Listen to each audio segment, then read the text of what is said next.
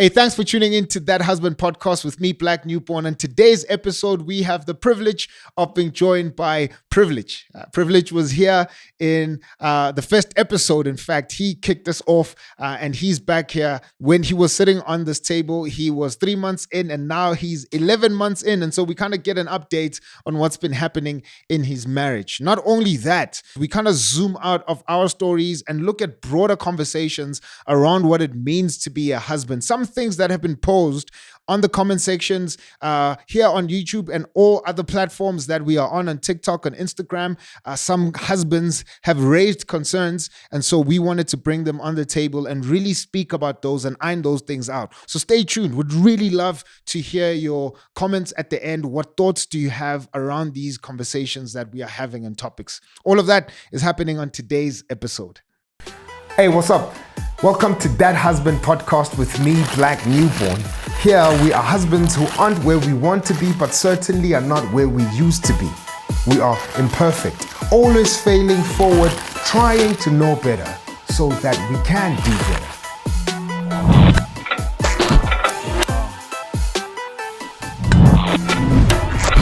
Hey, what's up? Welcome to That Husband Podcast with me, Black Newborn. This is where husbands try to know better so that we can do better.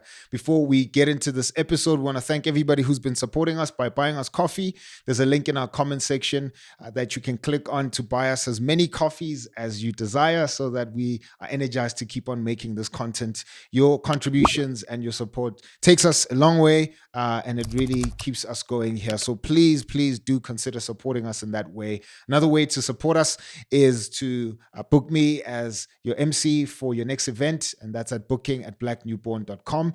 That's booking@blacknewborn.com. The husband that's sitting across the table from me is no stranger. In fact, he is in episode number 1. I'm the pioneer. Yeah. Papa. Yes, I'm here, my son. What's up? You good, bro? I'm good, man. It's good, man. No. It's good having you, brother. Thanks, man. Thanks for having me again. No, it's a pleasure, bro. No, I don't know if it's a pleasure for me, but I'm glad. What do you mean? Anyway, we'll see. We'll see how those things go. Yeah, we'll see how it goes, man. We'll see how it goes. Yeah. All right, no, that's good, bro. You've been married for 11 years now. 11 years, my friend. Like 11 months. Today actually is 11 months. It feels like 11 years. I'm like, what are you trying to say? Yeah. So today actually is we've been married for 11 months. Yeah. 1 more month. It's our first year. Yeah. It's dope, man. Yeah. And how has it been? I think it's been good. It's tough moments. Yeah. And it has had its difficult times where like it's just like rough and tough.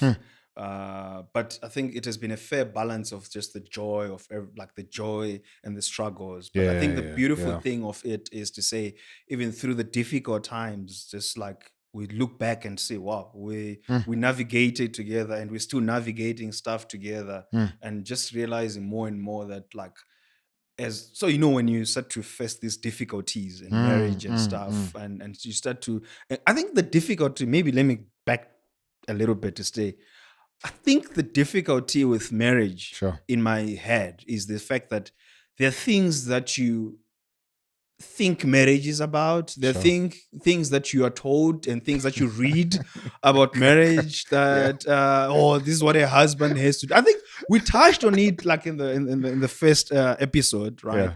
The things that you suppose that this is what marriage is about. Yeah. And as you start walking in marriage and doing marriage together, you start to actually see that there's actually difference. So there's a difference in terms of like what you anticipated or what you thought marriage was or what you were prepared for in the actual reality. So I think the difficulty comes in trying now to adjust and find yourself in the space where you can align. Sure. So it's an effort to bring alignment into saying, okay, cool, what is marriage for us? What is the vision for marriage and what is the view of marriage? So that's been the journey. Were these things that you were taught before you got married? So let's say marriage prep. Yeah. Some of these things that you're trying to reconcile, things that you were taught in marriage prep.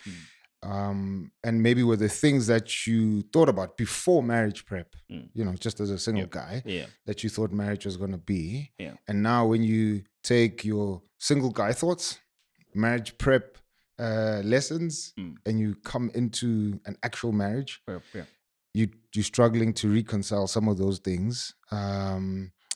Is that the case, or are you specifically just talking about marriage prep? So no. I think it's a combination of all those factors coming together, because I still sometimes realize in my own head that that was the single me thinking that when I was single before I even thought about getting married. So there are those ideas that, like, also the things you watched. There are people like couples that you used to watch, like you admired them, like you saw the outward, like, it's beautiful and like it's all rosy, it looks nice, and you have that imagination that I used to think like I'll never fight with my wife. I'll never like. You thought you wouldn't fight with your wife? Yes, I'll never disagree with my wife. I'll never like you see. Yeah. Because I think those are thoughts those are pre-marriage counseling thoughts of the single me. Sure. And then you get into marriage prep, and marriage prep tells you that you're gonna have conflict. It's inevitable. You're gonna have conflict, and it's gonna be hard. It's gonna be difficult in that process. But then here's how you try to navigate it in terms of communication, in terms of building A, B, C, D, F, G. This is what you do. But remember, this is all theory. Yeah. And I'm sure they're sitting there, the counselor, the premarital counselors, they're sitting there like, guys, it's this is what's going to happen. You're going to have conflict. You're going to disagree. You're not going to be always on the same page, but you have to work towards doing that. And in your head, because you're so excited, like, just wanting to marry this girl. She's like, there's nothing that can go wrong. Sure. But now when you are in the marriage and bro, you start to see those things that you experienced in the marriage prep, I think now you're there and you got to do something there. Like, it's just then reconciling that. It then becomes a very difficult thing in a sense. Like, it's hard. You've had 11 months of doing that. Yep. How does that look like? How have you reconciled that stuff? I think. Well, I haven't yet fully like I'm not yet able to write a book to say how I have to do that, and I'm hoping that after 11 years I should be back here, and then tell you I'll be writing some few notes for that. But I think what I can say, and reflecting on the 11 months, is like one of the thing that the 11 months has done to me. I think it has exposed how selfish I am. And it has helped me to slow down and reflect on myself to see, what are the things that I need to work on as a person, so that when I come on the table, I'm a whole human being coming together with another whole human being to become one whole human being. And so realizing that it's so easy to be pointing fingers and say, she didn't do this, and become very, very angry, or she did this or she did that, and become very caught up in that, and actually not realizing that actually this is also exposing your heart, your expectation. You are so selfish. You are not you're not really loving and caring in a sense. So I think more than anything else, I think I'm in a process of learning more about myself, areas that I'm selfish, and I'm undoing. So some of the narratives that I built unknowingly in my head, and that's been tough. I would say that's been really, really tough. And and you see, the difficulty is that sometimes you're going through this process, right? And you don't have the words to even explain to her that, listen, I'm realizing and I'm figuring this thing out, and you're still in that process. But at the same time, you need to be present. You need to be there. You need to be. So it then becomes very messy, and like it's yeah. So that's what I've been learning. Would you want to get married again, bro? 11 months in. I wouldn't like if you had the option now with what you know. Yeah. And God says, let's reset this thing. Yeah. Go back 2 years ago. Yeah. Would you still want to get married? Yeah, of course. Doesn't erase the 11-month experience and the memories that you have. Yeah. would you still want to do it? Most definitely. Okay. Most definitely. I think the fact that I'm still in 11 months and Sure. I'm looking at just like, I know that it's a lifetime commitment. Yeah. And it's easy for us. I think it's so easy to always think about the negative. Yep. I think there's so much beauty in it that like we can talk. There's something that's just so beautiful that I never actually thought is actually nice. Like you come back home after a long day of doing something and you just sit and chat. There's nothing there's nothing fancy. You're not even eating fancy ice cream, You're just talking, having a conversation. Oh, this is what my day, this is what happened to my day. Or this person did this to me and I feel angry, I'm sad. And they're listening and they're helping you to say, but do you think that maybe the way you reacted is a little bit overboard?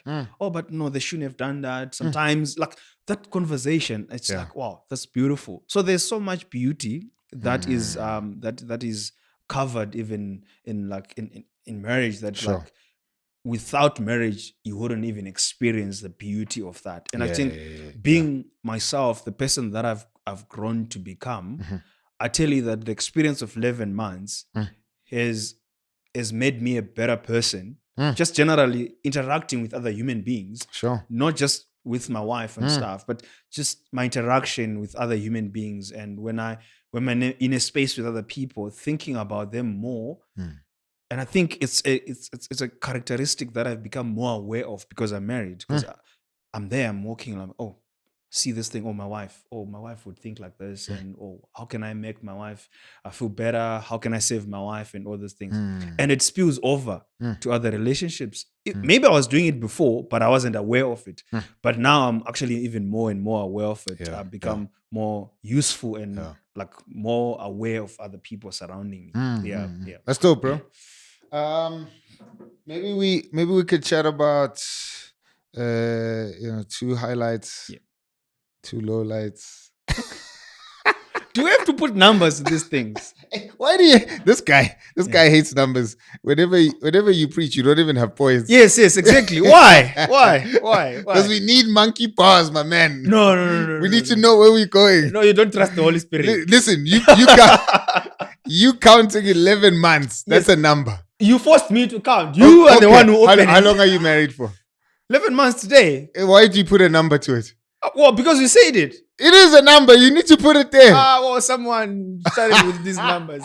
It's a scam. It's a scam. Somebody is scamming us. Like, we shouldn't use numbers. Let's just live freely.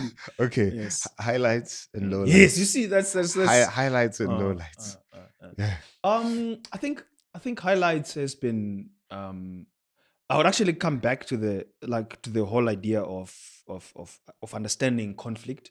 Okay. Of I think I stupid enough, or I don't know what way to put there, but interesting enough is that my highlights is reflecting on the moments that we had to disagree or we were thinking different, and just thinking about probably in the spare of the moment, I'm feeling like no, she's against me, or and I feel she could feel the same thing, like, oh no, this thing is falling apart. I think my immediate go-to, which I'm still working on, is to say, like, it always feels like things are falling apart in that sense. Sure.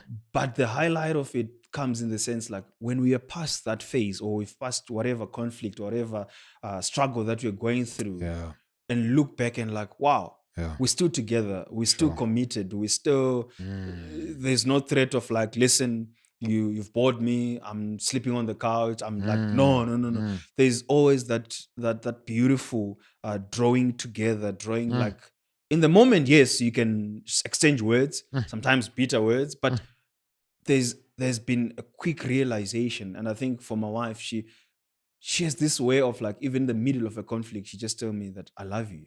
Sure. Like, and I think that has been so reassuring. Sure. And realizing probably I am dealing with some insecurities of my own that each time we disagree, I feel like you're attacking me and all those kind of things. But no, it's actually not. It's helping me see that probably I'm insecure.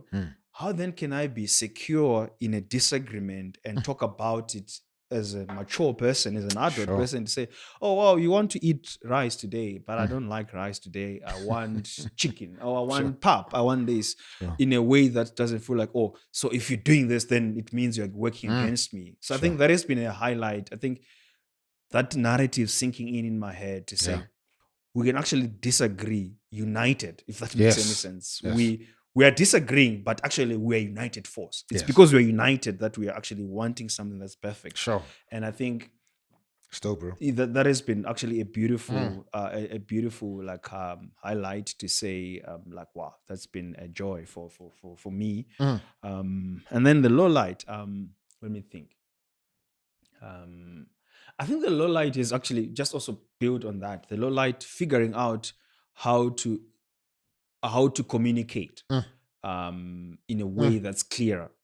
Because I think I spend a lot of my time in my head, right? So sometimes I bring conversations that started in my head where she was not there, and I'm now here. Sure. Now, when I'm speaking to her, she doesn't even have context of all these things. And we're starting here, right? So in my head, I feel like I communicated, but I told you. Yeah. Right? But I told you. Yeah. But then like, slowly realizing, one day she asked me when. Yeah. And you were like, and I'm like, oh my goodness. It was my head. It's my head. So spending time, like realizing that selfishness, and I spend time in my head. And I think I've disappointed her quite a lot of times because of spending time in my head. So I think it has been a low light. Like every time it happens again, like today I feel like, okay, now I'm aware that I spend so much time in my head. Yeah. I'm going to work hard next time so that I don't again do the same thing. Sure. But then when it happens again, I just feel like I think I've said this to her, like I feel like I keep on failing you, but it's not deliberate. So then I think for me, those have been low lights. Like I think they hit me differently. Like, why am I just not getting it right? Sure. Why am I not just like showing up to the party in a better way than I'm doing? So that has been part of a low light for me. Yeah. And thank God she hasn't left you. Oh yeah. So yeah. So even in your low lights, she still thinks there's something to work with. Yeah. She's very godly. She's like, hey, she's full of love. Yeah. I'm like, yeah. No, that's great, bro. It's quite cool to see just the journey. Yeah. You know, the first time we spoke on this pod, you were 3 months in. Yeah. And now 11 months later, you still going, pushing, still wanting to be in this thing. Yeah, that's great, bro. That's amazing. Hopefully we'll catch the 11-year mark. Yes. I hope so. If you don't invite me, I'll just rock up at the studios, and I'm like, it's 11 years. It's 11 years. Yeah. Sure. And then I'll threaten. Maybe by that time you will have security guards. In this beautiful studio, probably Santen. Sure. And you'll have forgotten us. You've deleted. Yes. And I'll threaten. Like, I was the first guy on this podcast. I'll sue you. I need my cut. I need my 11 years. Yeah. This is my cut. I promise I'll be back 11 years. Yeah. That's great, bro. Still, bro. Yeah. We put out an episode a week ago. Yeah. A couple of weeks ago, maybe. Yeah. And you had some issues with it. Yes.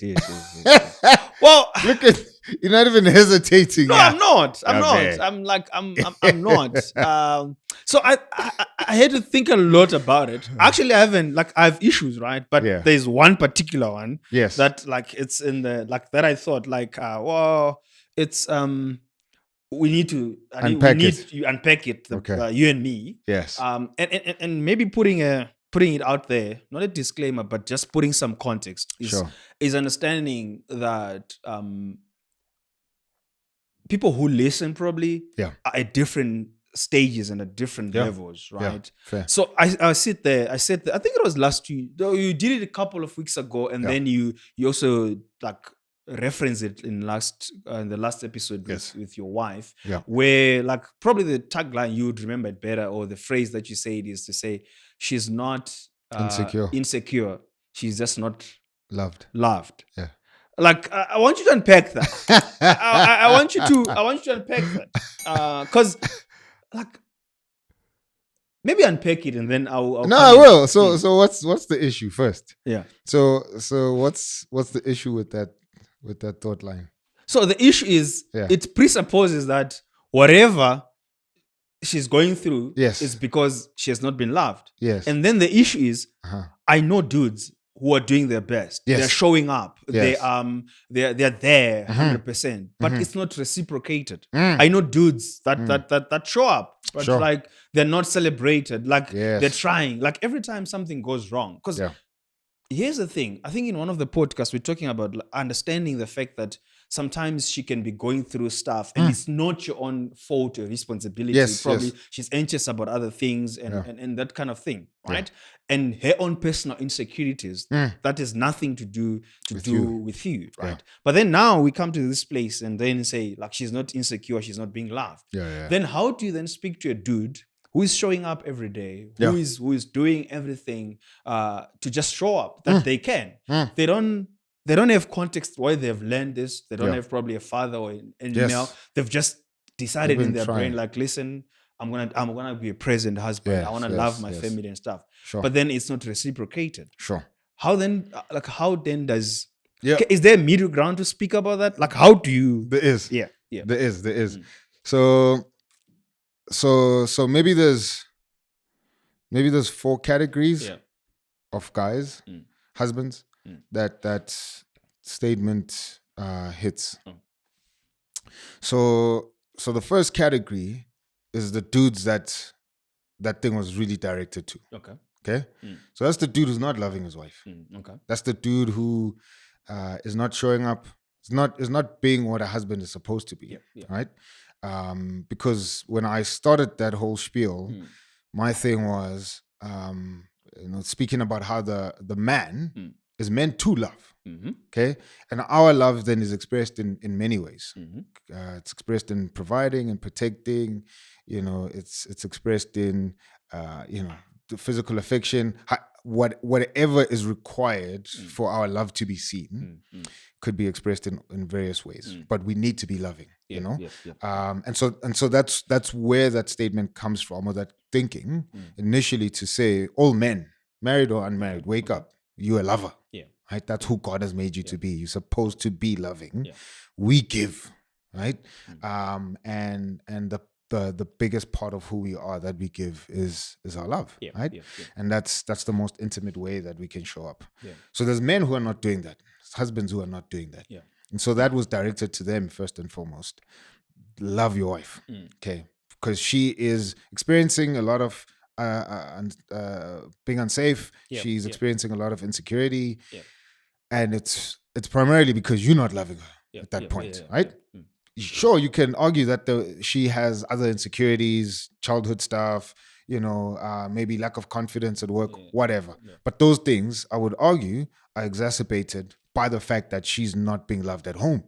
So she could be insecure at work.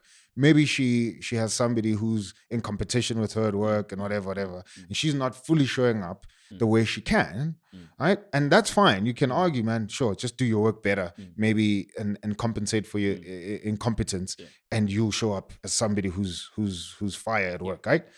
And that could be true. But my argument would be, man, the place where she's supposed to find who she is, the place where she's supposed to find her grounding, her stability, the place where she's supposed to find safety, is the most unsafe place, because you are not loving at that point. Hence, then all her other insecurities are flaring up at work, church, social life, with being a mother, being a woman, etc., right?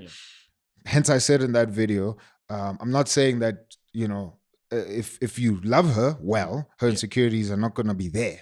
They will be there. They're not going to flare up. In fact, your love is what's going to calm her insecurities, right? So first and foremost was to that dude. And then I think the second category would be the dude who is loving, right? Who is showing up, but we have to qualify. So he's showing up in ways that his wife accepts and receives. So I could say to you, man, I bought you water. That's my act of love. And you like, man, if you actually get me tea, that's how I would be loved, right? Mm. And so I'm busy pouring water over and over and over and buying you bottles of water, and I'm wondering what's going on here. Why is this person not, why is Priv not happy? Why does he, Yeah. But I actually didn't ask. How would you want me, the person who's supposed to give love to you? How do you want this love to be received? In what pockets should I place this love? Right? So there might be a dude who's asked those questions, and he's loving his wife. In fact, some of those dudes came on the comment section of that clip, and they were like, "Amen, amen." Right? I'm loving my wife. Man, in fact, her insecurities have calmed down because of that. I see it. Amen, amen. So there's that category of dudes, right? They've asked those questions. And then there's the middle ground where your kind of dudes fall in. How do you know? Like, how do you know? Okay, I'm curious. No, not you. It's the example of the guy you gave. Yes, He's loving, but the love is not reciprocated, right? So he could then find offense with that statement. And before I get to him, there's another category of guys. I don't know where to really classify them. But obviously they were like, man, this is nonsense. This is rubbish. Women need to figure themselves out. My love has nothing to do with her insecurities, etc., etc. And I was like, man, like we need to talk to you just about who you are as a man, at the core of who God has, what God has made you to be. For you to find a disconnect in how you loving your wife and how she's then showing up because of that love or lack of love, man says there's something wrong with you as a man, right? So I don't know what category would put those guys in. But I think the category that a lot of dudes have fallen in is this middle category. Where I'm loving, I'm showing up, I'm doing stuff, so even when I say, man, love your wife, her insecurities will go down, the dude is like, I've been doing it, and nothing is working, right? And so I'm like, okay, cool, we can unpack that for those guys. One, I would say what I just said a couple of seconds ago. Have you asked your wife what loving her would look like, right? So don't keep on doing one thing over and over and over, and she's not reciprocating because, man, it's going over her head, right? So I'm buying her flowers every day, and she's like, it's cool, right? I didn't ask for flowers. And here's the thing: I'm not placing the burden only on the husband. The wife, at some point, should have said herself, "Man, I see you buying flowers, but that's not my thing, right? Maybe love me in this way." So to kind of compress that thing, summarize it, I think there needs to be a conversation. So if a dude finds offense with what I said, man, have a conversation with your wife. Ask her, am I loving you? If I'm not, why would you say that? What qualifies me not loving you, right? Maybe she'll say exactly, you've been giving me stuff that is not landing. Okay, so how do we work around finding ways that I can love you, that's meaningful, that's helpful, that makes you feel safe, that makes you feel secure, etc., etc., right? So I would say let's have that conversation. Okay. So I think thank you for unpacking that. But I think maybe just to throw in some thoughts there. So I think what really pushed my trajectory of thinking to that was the fact that, so like putting this discussion in a bit of context, which is not just the now, right? I was thinking of it more in a historical and also thinking of it in the futuristic, right? So historical in the sense of like, where are we coming from as a generation? Where are we coming from as a humanity, right? We're coming from a place where just a couple of years back, there was this hashtag men are trash and all these things, right? Because of what was happening and the way men were doing, like there's so many things that we're doing that were bad, like that was happening, right? And then there arose a generation of dudes who have just said, listen, we want to be different. We're not going to fall in that category, but we're going to make an effort, right? And they started showing up. But then remember, there was this narrative that was going that like, hey, men are always trash and men are failing. So it's more like this was the identity marker of being a man. You're basically failing in a category, right? So then this shift just happened. People just kept quiet of talking about men attrition, and then we just experienced this new dudes. That husband pops up and say, "Listen, we are husbands, a bunch of dudes who are just failing forward," as you're Sure. saying. Like we've read so many of them, like hearing their stories. These are guys who are showing up every day, doing this every day, right? So for me, then in that context, is to say, we are feeding into this as the husband. Sure. These people, most of them, they don't have very good examples to Yep. look back to say, what does it look like To be a to be a husband? Sure. What does it look like to be loving to my wife? And they're wrestling and they're finding their feet in the process, right? But then, are we not then with that kind of a statement? Number one, become very discouraging to that dude, right? Who is doing that? And then, in a sense that we're just saying, hey, dudes have to show up. How then do we get the conversation to bring both the dude and the wife to have a conversation, to be in the same space? So that's like, okay, how can you love each other in a way that can communicate well or that can resonate well? So that we are not looking at one, like just the dudes. What am I getting at, right? So that the efforts becomes reciprocal. Yes. To say whatever is happening, it's a bunch of both men and women who are saying, listen, we are committed to keep our marriages going, and we are committed to fight for the thing called marriage, and do it all from like, I don't know how that can happen. So that was the thinking process in me, to say the dude who is coming from a place where it has been hard being a dude. He gets there, he has been showing up, but there's been no reciprocal effort from the partners, or from I know some guy, like he's not a Christian though, but I know some guy, like you listen to the stories of what the wife expects and the wife does, like you're like, wow, this could not have happened in the previous generation. You understand? Like things like what? Well, like okay, things like the guy baths the kids. Yeah. The guy does laundry, cleans the house. The guy takes the kids to he goes even to work. He does all these things, right? He does. But there's this expectation from the wife that this is for you, that you have to do this. Like, I don't know how to put it. No, I I don't hear know. you. That kind of thing, right? And like, how do we do that in a better way?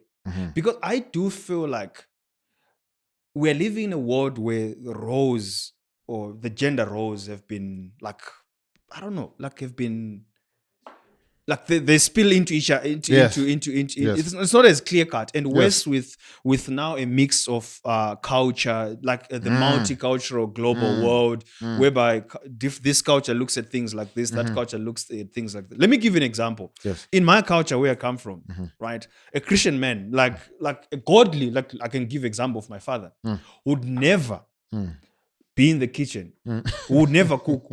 My mom will feel insulted if she sees my dad in the kitchen cooking. She'll feel insulted. Like, or if she sees my dad trying to wash clothes and stuff. But my dad will never do that. Like, if my mom travels and leaves my dad home and finds some of a clothes, like there's no clothes to wash, I could sense like, hey, what happened? She was looking forward to do that, if that makes sense, right?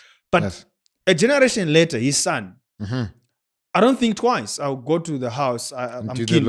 I'll do the laundry. Like when I'm home, okay, let me cook. My wife is not here. Let me cook. Let me do that. Let me do that.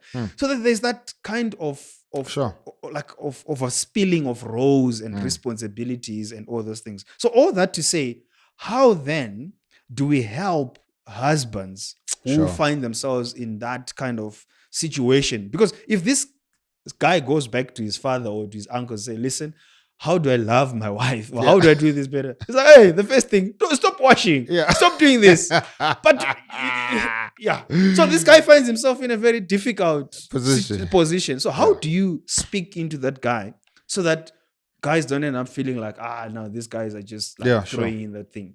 That's fair, bro. I wouldn't speak differently. I'd continue saying what I've been saying. I'd continue saying what I've been saying. Best believe in the inbox, there's a lot of dudes. Right?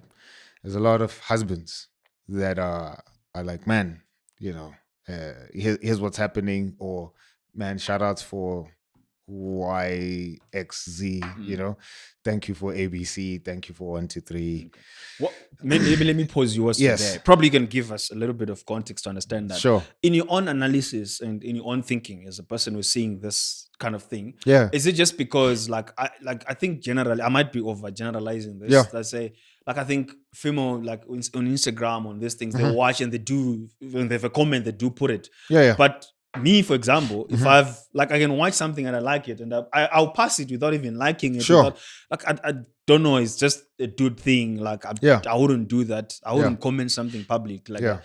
Is it that, or why do you think it's that? Why do you think? I think it's actually a good sign. Okay.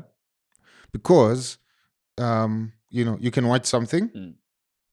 Anybody, as a human, you as a viewer, you can watch this regardless of your gender. You can watch this thing, and then if you find value in it, the next step is to like.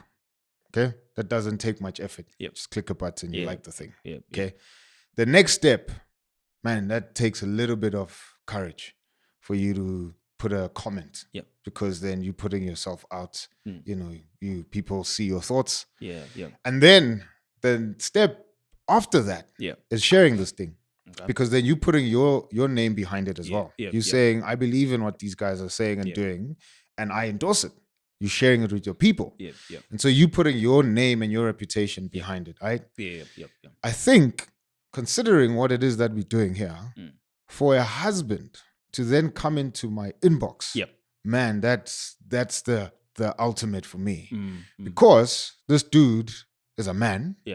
And we know how we are as men. You want to keep your business private. Nobody should know.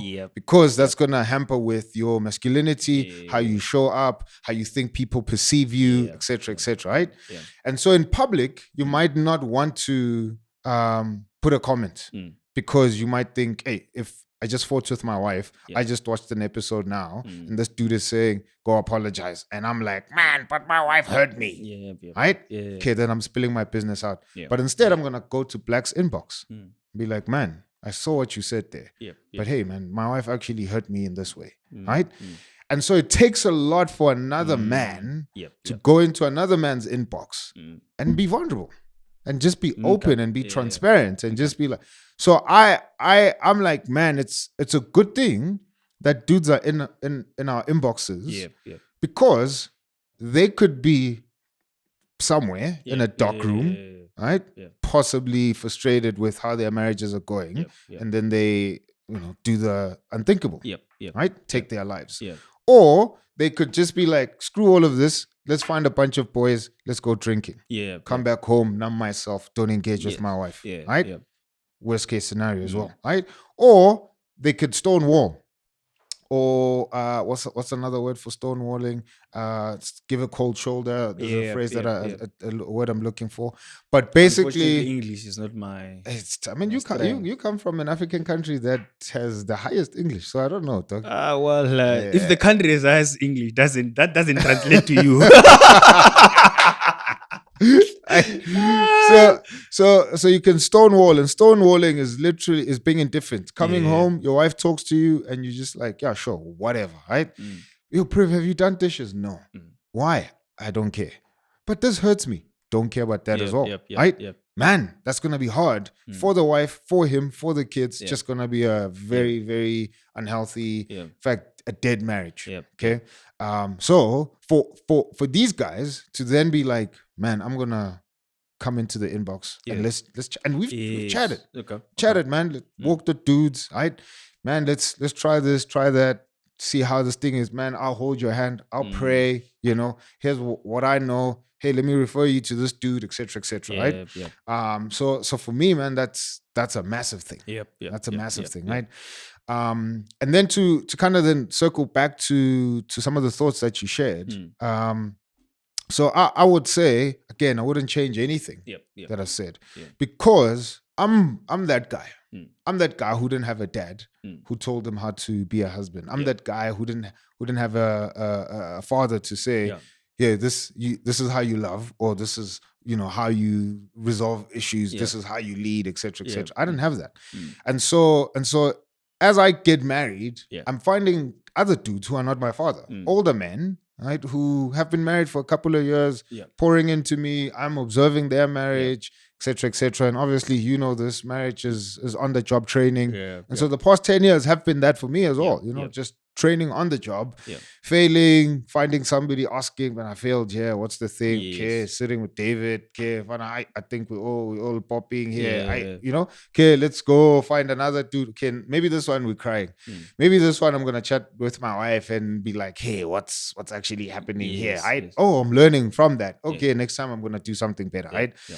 So I think it's a combination of all those things Yeah. that make me say I would not change that statement to that dude. Okay. And I would say, man, you have to love. Yeah. I needed a dad to tell me to love my wife. So, in fact, to love her insecurities away. I needed a dad to tell me that. Okay. Love your wife's insecurities away. Okay. Love your wife feeling unsafe away. Right? And how am I gonna, let's say, make my wife feel physically safe? Well, sure, you could, you know, build a fence, have an electric wall, whatever. But if that thing is not motivated by love, man, when that electric fence breaks, you're not gonna be moved to fix it, right? Because it's just another admin on top of all the other admin you have in your life. But if I'm moved by love and our padlock breaks, man, I need to go buy a padlock because I love my wife and I need to keep her physically safe, right? If finances are dwindling because I love her, man, I need to go hustle, right? If my wife is not performing the way she can perform in the corporate space, wherever she is in her field, man, I need to find ways on how to make her feel more secure, more loved, so that she can be all that she has to be. If I'm not motivated by love, I'm not gonna show up, right? Okay. And so I am saying to that dude, what part of what I was doing with that episode with my wife is in real time demonstrating what having a conversation with your wife is supposed to be. Okay. Because now look at us, just two dudes talking, right? Yeah. And so sometimes we need an example of what it would look like for a husband to sit with his wife and have a conversation. Okay. And part of what we were doing with that episode was that, hey, gents, man, go get your wife, let her come with a bunch of questions, and let her call you out and have a conversation. Yep. And vice versa, right?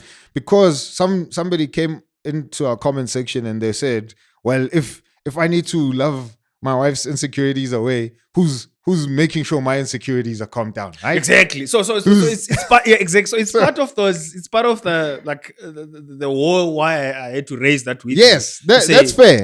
And here's my answer. My answer is twofold. The second part of it is going to be long. The first part is, man, this thing says that husband, right? So I'm talking to you. Okay. I'm not talking to your wife Okay. about how she's supposed to calm your insecurities. Okay. I'm talking to you as a brother. Okay. You talk to me as well, right? I'm not sitting here as some form of authority. We husbands together who are trying to fail forward together, right? So I am talking to you about how you're supposed to show up in your role, right? Can we talk about your wife? Yeah, sure. We can, right? And there's plenty of content out there for women. And so I'm saying, but for us, this is what we need to be doing. So therefore, if you are loving your wife and she's not reciprocating, that's a conversation you and your wife are supposed to have. And be open, be clear, be honest, man. Pull out receipts, not for the sake of dumbing down on her, but pull out the receipts for the sake of the health of your marriage. I've been loving in this way. Here's what I define as love. Here's what I've been doing in light of that definition. Here's what I did there. Here's what I've been doing here. Here's what I, perceived would calm your insecurities and make you feel safe. But none of that stuff is working. I am at my wit's end. I am here. I've been listening to this podcast. Man, these dudes are giving me gems. I'm applying all of these things, but you are a wall and you are not showing up, woman. So you tell me, right? Where am I missing? Where am I missing this thing? Where am I coming off short? Where am I not hitting the mark? Right? And so I'm like, a dude cannot go to his wife with receipts if he hasn't been doing the thing. So if you have been doing it, amen and amen. Shout outs to you. Props. And going back to your initial setup, Yeah. right? We didn't see how love would look like for a husband when we looked at the previous generation. And we also have to be gracious to those guys. Not all of them. Yeah. Majority of them, sure, right? Yeah. Some of them were absent, some of them were present, but then were present not doing things that were healthy for us as young boys. And now we growing up, we don't have a clear picture of what it means to be a husband. So that's fine, right? Yeah. But I am saying we cannot even say to those guys, man, you didn't set us up well, and therefore we don't know what to do now. When we've had conversations like these, when we have platforms like these now, So for me, I'm like, instead of saying, man, I've been loving my wife and this thing. Okay, I get it. I've probably never heard anyone say this thing this way. I'm taking it, and here's my pushback. I have been loving. I have been doing, but she's not reciprocating. Totally different conversation. I think that's quite helpful. Yeah. But maybe to just seek more clarity in terms of that. So I wanted to raise two things, right, that you spoke about. Hey, sorry to interrupt your viewing. We'll shortly get back to that episode. If you're a regular, you know that we use this segment to preview episodes that are coming out next week. Don't worry. There's still episodes that are coming, still dedicated to changing the country, one husband at a time, with one episode that we drop each week. However, if you have been finding value in the content that we're dropping, man, we want to give you more of that value. And so we're inviting you to what we are calling That Husband's Corner. That's a weekly check-in from yours truly, straight into your inbox, just about my own lived experience as a husband in that week. Conversations I'm having with other husbands around what it means to be a husband, and research of how we can become better husbands. So, who's this for? It's for you as a husband. If you're an aspiring husband, this is also for you. If you're a wife who just wants to know what goes on in the heart and the mind of a husband, man, sign up for this. Or you're just a wife who sees that your husband is walking alone and you think having other men speak into his life would be a valuable thing. Sign him up. How do you do that? There's a link in our comment section in the description box that you can click and sign right up. Do that right now. Sign up. See you on That Husband's Corner. Let's get back to that episode, right?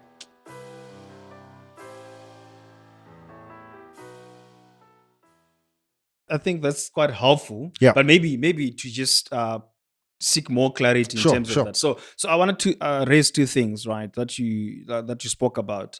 Like you spoke about love being like our duty is to give, it's to give love in a sense. So in the beginning, like how then the giving of the love and the reciprocal effect of the love comes, and how should the reciprocal component of it affect the way you love? Should it even affect how you, as a husband, how you love? Or you like, listen, I'm gonna show up. I'm gonna give. Like someone said, love is a one-way stream. It never flows up and down. It just flows out. So we, from what you're saying now, we are wired to be givers.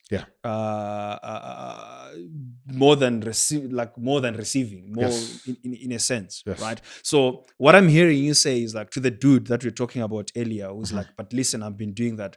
So the same thing applies. Keep showing up. Keep doing what you ought to do.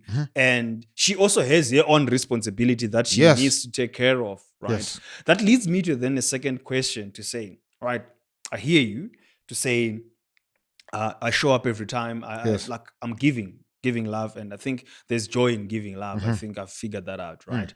And then so your wife is in a space probably that she's not able to reciprocate the love. Like, I don't know how you reciprocate that. I don't know how to.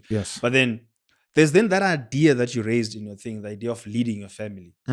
Right. So pushing that conversation to the whole thing of like leading the family, what then does it look like to lead? Because you want to love, but also leading feels like you're bringing people alongside you. How do you then do that in a healthy way, if that makes sense? Because that's good. I'm thinking about just the example we're using of the previous generation and our generation, right? I've become hesitant of, like, you said it fairly well, to say we shouldn't be quick to judge them. because their concept and understanding of what it meant to love and ours is different. Totally In most different. cases, we use our current setup to judge them. Yeah. But probably for them, it was like we're talking about earlier, like the generation of our parents washing and my mom doing laundry and Yeah. all those kind of things. It gives a joy. It gives an Yeah. opportunity of like, this is the space I'll thrive as a woman, Sure. and I'm taking responsibility. And my dad going to work and hustle and make money, for him, that's a way of being a father. And waking up on a Saturday morning, probably reading a newspaper, sitting out there, and somebody's doing the work or doing the gardening and stuff. Sure. Like those, that was them then. Yeah. And for them, leading their house looked like, okay, going to work, making the provision, the electric fences there, the jura or whatever, Sure. to protect the family. Sure. And now in our case, it looks a little bit different. So how would you speak into this idea of like leading the family? I know I've said lots of things in one. That's In fair. leading the family and the idea of giving the love. How would you speak into those things? Yeah, so maybe we'll get to the leadership thing now, but maybe to backtrack on what you ended off with. So a dude who's loving and is not getting the thing back. How do we speak to him? Let's keep loving.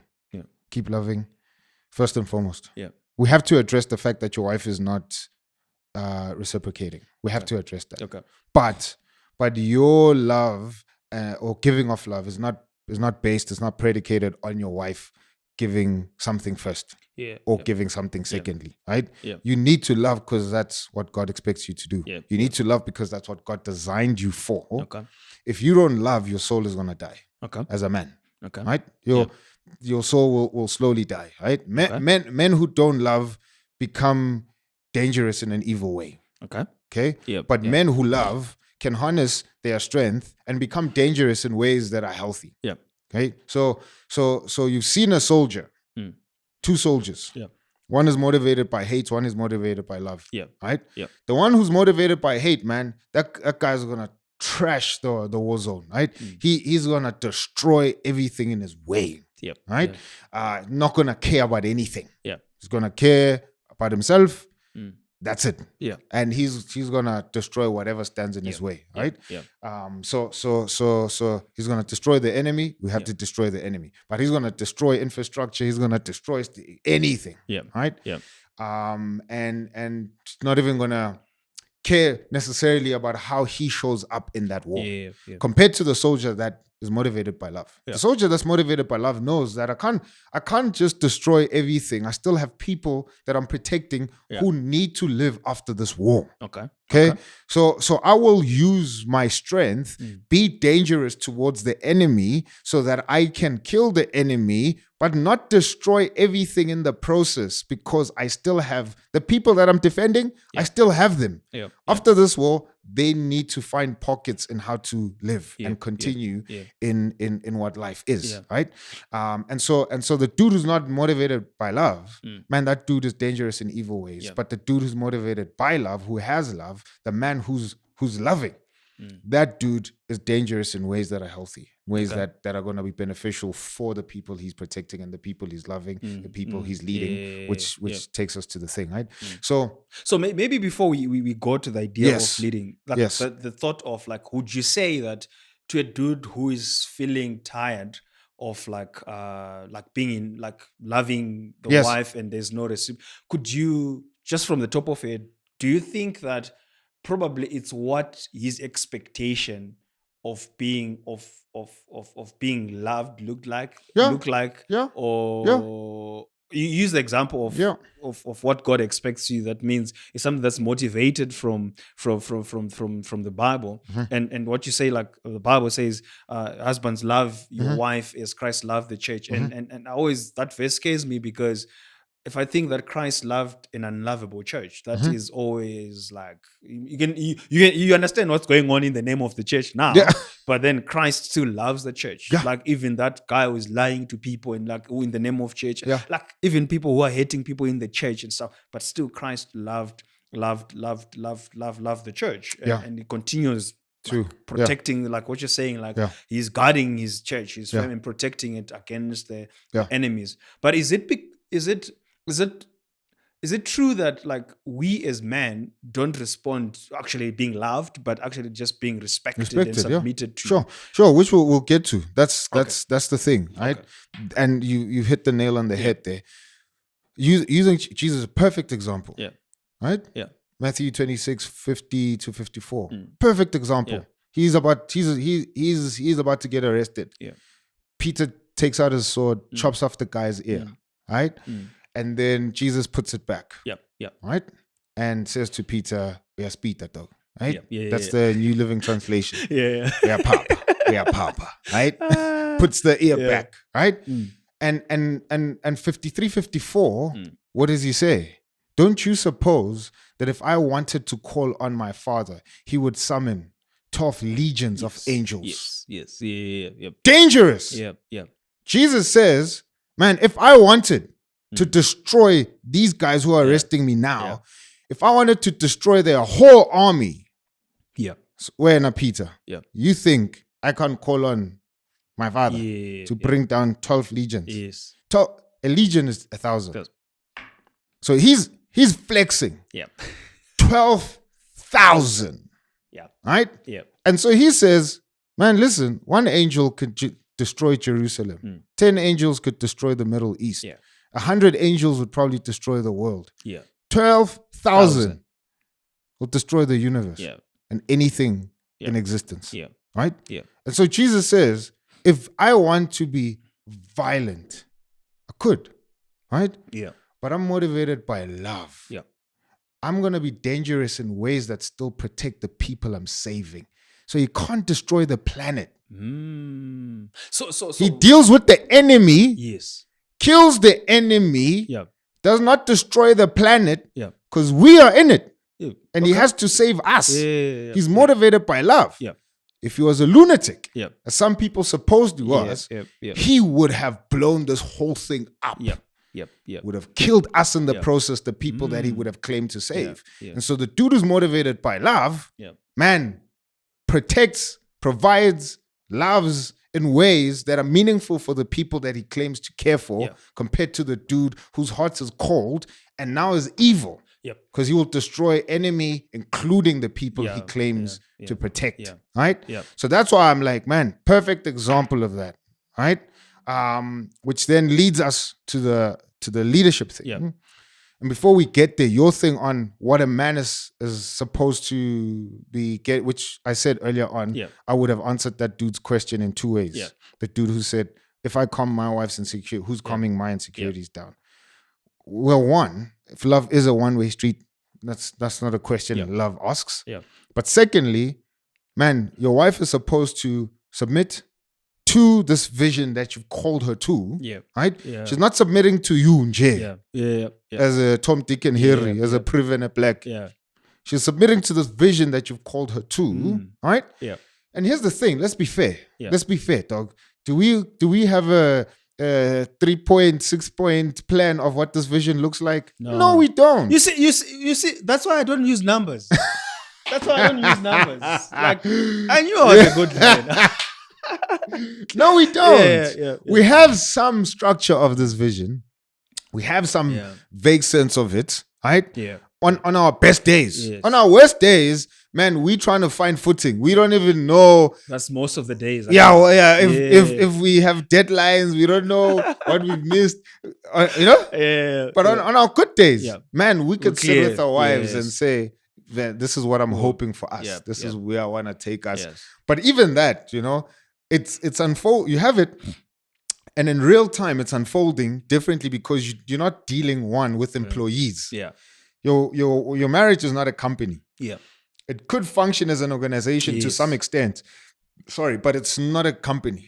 So there's no bottom lines where you can hold your wife accountable to the profits. We're not meeting our bottom lines here. You're not performing KPI. You're fired, right? Or vice versa. Especially then when you add kids. Little souls that are shaping up in their own way, becoming their own people, etc., etc. Right? So when that happens, you need to then realize, okay, I could have this clear plan, but man, this clear plan is gonna be hit at. There's gonna be a lot of bumping. There's gonna be a lot of friction because I'm human, she's human, they are human, the kids that we are raising. And our personalities are bumping up against each other as we're growing. Our house is probably too small. We need to increase it, but that it requires more finances. That requires more stress. Okay, how am I going to achieve this vision? Okay, we need to go back to the drawing board and restructure stuff. But the point is, man, you always have your hand on that thing. Your fingers always on that pulse. As life is happening and your vision seems like it's becoming blurry, as the man, you need to kind of sit back, even if it's in your own quiet time without telling your wife. But man, I know where this thing is going. Okay, this thing is a bit fuzzy now. Okay, how do I clarify it so that when I show up, I'm showing up with a bit of clarity, right? So you're calling them to something. So your wife needs to submit. If she's submitting to that, man, it does calm your anxieties down, right? Because you're stressed about this big vision you've called them to, and now life is happening. The external world is hitting you with pressures. Your own wife is changing. She's, becoming another person, like you becoming another person. Those pressures are hitting you. And so if she does not fight you and submit to the vision that you've called her to, it will calm your anxieties down because you already have stress. Right, but just to jump in, then before I forget the point, I'm getting old. It's 11 months. It's 11 months. I'm getting old. It's been So just to track back a little bit on what you're saying. So basically, what you're saying is what you're saying to the dude that we've been referring to in the beginning is to say, listen, you're called to love, and the wife is called to submit, but these are not conditional. They're not there's conditional. No conditional. Yes. So you need to be secure on something else bigger that motivates you to love. Hundreds. So we can have a situation whereby a dude is trying to do the acts of love, but actually is not motivated by the love itself, but motivated by other things. Yes. So once you're motivated with other things that are not love, that could run dry, love, then it's easy for you to run dry and feel like, flip, I've been trying. Exactly. It actually makes lots of sense because I think it's clarifying what I was wanting to talk about, like what we've been talking about, to say, how do we not end up just building a bunch of dudes who just act up things to say, okay, ask your wife, do you want to buy flowers? Yes. You're buying flowers, you're washing the dishes, you're doing the things that this is the things that she likes. But actually, deep down, the motivation you're having is wrong. I just want her to think that I'm a nice guy. But actually... so maybe let's not even say it's wrong. It's just short-sighted. Okay. It's not wrong. It's short-sighted. It's very limited. But it becomes expensive and costly for you in the future. Exactly. So you need, as a dude, you need to have a solid foundation and a solid and genuine love, which is unconditional, which is guiding you and directing you as you are leading your house, and understanding that, listen, these people, they might follow, and in their following, there might be rebellion, they might be rebellious, they may not understand. But you need to be secure yourself in the love. In other words, probably say secure in God. Hire someone who is inspiring you to love your wife better and do it better. That makes quite a lot of sense, because I think if we start the conversation that, hey, husband, love your wife and you should be motivated by love, it's easier to have that short-sightedness, like I just need to do this and this to show that I love my wife. But how can, even when all these other things that you do disappear, can that love still be visible and like growing confident to say, listen, I know my husband loves me. Like, you get the point. No, totally, so totally. And I think your line of thinking now, takes us to a deeper level. To a deeper level where I've always said on this thing, man, it's always spoken about worldviews. I've always spoken about marrying somebody with the same worldview, because that's the thing that's going to keep you going, especially when you guys don't see eye to eye. Right? Yes. And so don't take that thing lightly. Right? Very clear on where I get my motivation. That's from Jesus. Very clear on that. If it wasn't for him, man, forget it. Like, I would not be anything. Let alone try and be the husband that I am saying I want to be a husband for my wife, right? let alone that, I wouldn't be the kind of father that I desire my child to have. Yeah. Right. So I'm like, man, I'm very clear on that for myself. Yeah. Right. And would totally encourage dudes to investigate that for themselves. You know what I mean? Yeah. So that's a lot could be said on that, bro. No, it's a very sobering thought. Yeah. And I think it reduces and removes pressure of performance, I would say. Yeah. Like you genuinely find there's a greater motivation. And I think probably we're needing to talk about worldviews when it comes to marriage. Yeah. Because it's people can say we are Christians, but their worldview in terms of Christianity is wobbly. It's built on wrong things. Because I think a worldview requires something stronger that is built on to say, listen, because of these fundamental truths, this is how I'm going to choose to see the world. This is how I'm going to choose to see what things. Marriage. So so I do think it's a conversation that even in marriage, now that we're talking about this, I think it's one of the things that needs to actually be unpacked. Probably in marriage counseling, even in premarital counseling, to unpack in terms of worldview. When you say I have a Christian worldview, or I have this kind of worldview, what do you mean? Like unpack it a little bit so that it's easier when you share the same worldview as you to hold each other then accountable in the process. Like even that pressure of feeling like, oh, Flip, I'm tired of doing this. There's no reciprocal effect. It's easy to talk to your wife to say, but because of this worldview, there's something that's missing in us. Or can we come and talk about this? Because I'm holding you accountable to a greater standard. Than myself. Which has brought us together. Because I think without a greater and some greater standard or something that holds us together, it's easy to give up. It's easy to feel tired. No, totally, bro. So maybe let's end it with a couple of other things you brought up. You know, roles, leadership, and that whole thing of conditions in loving. I think maybe let's start with the conditions in loving. I would say again, love as a husband without expecting anything. That's what sacrificial love is. Sacrifice is I am doing this thing without expecting anything back. Right? Compromise is I will do this thing. I'm withholding, my own pleasure, my own thing for a certain period until I can be satisfied again. That's compromise. I am saying what's better is sacrificial love compared to compromising love. Right? Compromising love wants to get. Sacrificial love does not want to get. Do that. Is your wife supposed to submit? Submit to this thing that you've called her to. Right? Is she supposed to honor you? Yeah. She's supposed to honor you. Right? And I think if your wife honors, if your wife submits, it will definitely bring some of your pressures down, some of your stresses down, right? Definitely, right? But I am not loving my wife expecting that. I am loving her solely so that I can calm her insecurities.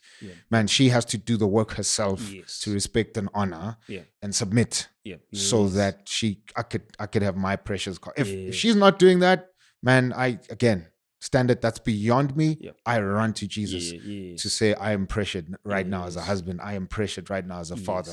Help me, right? And if I was not loving, she would do the same.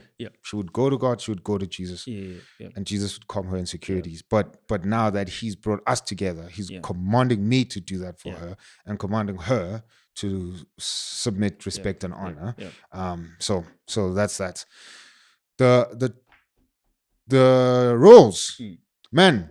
I think the previous generation had roles because it was purely functional, right? More than anything. Had they discussed the stuff, probably majority of marriages that we know and relationships in the past 2 generations, from themselves, they've told us this. They didn't talk about none of that stuff. The woman was expected to clean, cook, wash, look after the kids. Done. The husband would go work. Done. Come back home. Done. So at a very, very, very basic level, I would say, man, those things were very functional. Again, society was a bit different. When women did not have the opportunities that they have now, it made more sense to just stay at home, right? And that's culturally. So I'm not even speaking biblically here, right? Because we can speak biblically and then, but just culturally, that's what we saw. That's what the previous generation told us. They ironed out their roles. I was just a woman. This is what I'm doing. I'm a man. This is what I did. I fixed the car. I did the tires, etc., etc., etc. Right? And sure, there's other things that inform that. Right. Yeah. So as a man, you have strength. It needs to be exercised. Needs to be channeled into doing stuff. Hence, you would be doing all the hard labor, as it were. And because if you don't, man, something is gonna snap in your head, and that might be detrimental for the people that you love, right? So go fix the car, so that you don't come here and try and fix us, right? Because you're gonna take a screwdriver and fix us, take pliers and fix us. Those things, because you need to release tension and the stresses of being a man, right? So there's part of that stuff. That's why that the woman would have a gentler touch that would make a home, right? I mean, I like stuff aesthetically. I like decorating. There is a different touch that my wife would have, even though together we would fight over the color of curtains. But there's a touch that she would bring. So older generation, I think there's all that stuff fair, and there's more to be said there. And I know somebody might say, man, that's such a caricature of the previous generation. I acknowledge that, right? And I'm just saying it is at a very basic level. Coming to our generation, things have changed. Things have changed. One, you've left. You've left your home country. You've left the village. Left townships. Left. We've left our way of doing life. We come to the city. The city life is different. The city life, if you don't build a community around the thing, you won't have a community. Even if you do build a community around yourself, man, because of more information, because of things that we've seen that have come out, our whiskers are more up. We're not as trusting as people who grow up in the same village, etc., etc. So dynamics are totally different. So how marriages and families exist, that's going to be totally different, right? Women have more opportunities. They can go out and cooperate. So you working 10 hours, she's working 10 hours. You come back home, it's not going to be the same anymore, right? And so I'm like, because of all of those things, man, the conversation has to be different. And as a dude who did not grow up with seeing a father clean or do laundry, whatever, that's fair. And I need to talk to my wife about that. And I need to talk to other dudes about that, right? But I cannot say, man, I'm not doing that because 2 generations ago, men did not do that, right? And failing to acknowledge that circumstances, contexts were totally different, right? So I need to account for the context and the time and the generation that we live in now and say, okay, sure, functionally again, there are things that are different. So how do we build a different culture in our home where, I mean, you asked me this morning, how's your morning? I'm like, man, I've been trying to stay awake because some 5-year-old wants to play. Right?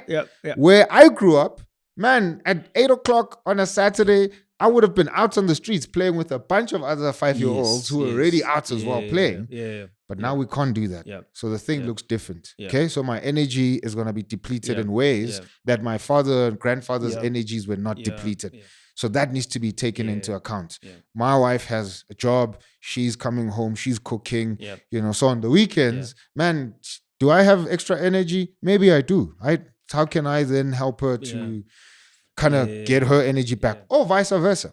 So our culture is going to look different in our homes, but the thing that's still going to hold this thing together, I think, yes, there's deeper, ultimate things that will hold it together, but just at a practical day-to-day, it's conversations. We need to be talking. We need to be talking about how the things are shifting constantly. If I need to be washing dishes now, maybe it's going to be a seasonal thing. Maybe it's a lifelong thing. My wife is going to cook. Maybe it's a seasonal thing. But we'll have to adjust. When we have 2 kids and they both want to play now, man, how's that going to look like? So I do definitely like how you brought it up. I think it's a bigger conversation that we can have now. But I think the idea of helping people understand that all that what happened in previous generations, it's not that just the masculinity culture. I don't know, what do we call it? Toxic masculinity. Yes. Before we even use those fancy modern terms, right? Just understanding the fact that it was just a functionality term. Only husbands could be employed, so they would go to work, and wives, when they remained home and looked at it. So that was the functionality of the community by then. So probably even discussing about it, I think it's a helpful discussion to have, in the sense of like discussing how is in our modern 21st century, how can we create a functional community, a functional Yes. family that takes consideration like, oh, we both work 8 hours, we come back home. What does it look like? What expectation then do we build? How do we then decide what happens, and not build expectation? Because I do think in both sides, the gents, some gents, we can have this idea of like, oh no, my dad never washes dishes. My dad, why do you expect me to do that? Right? You're supposed to do that, right? Because it's built in from the dad. But there's not much effort that is being put to understand why did the dad do that. So it's just we are just nitpicking things that we want to benefit us. Yes. And then on the other end, you have also like we girls or women who are saying like, oh, me, if I want to be married, my husband has to cook, my husband has to do this, my husband, without understanding like, okay, how do we build our family? Because it could, between the two of us, we run our homes differently because of functionalities of different functionalities of our homes, like the kind of works that you and your wife do, and the work that me and my wife do. So it's gonna look different at different people. But hammering the idea of like understanding that building a home on love, how do you understand that you build your home in a functional space? That it's about function more than it's about being like, this is the role that you have to do. If you don't do this, then you're not prepared to do this, then you're not to do this. I think there's something else bigger that should be brought in the conversation. Say, this is the outplay of a functional home. How does it outplay in your? How do we function in here? So then getting back to the point that you're saying. So I wanted to say, if any future wife says, I want a husband who cooks, who cleans, who does this, remember that husband comes from a family where the fathers, uncles, brothers did not cook, clean. So you go create that guy. Go create, because you're asking for a fantasy, right? Take the husband who comes from a real world, the world that we live in, and say, this is what I would desire our home to look like. Right? I would desire that as a man, that you would help me with certain things, or we would partner. So let me not even say help me. We would partner on certain house chores because I'm a corporate hun and I'm working a 9 to 5 and I want, because here's another thing. You want to go to Dubai, Anish?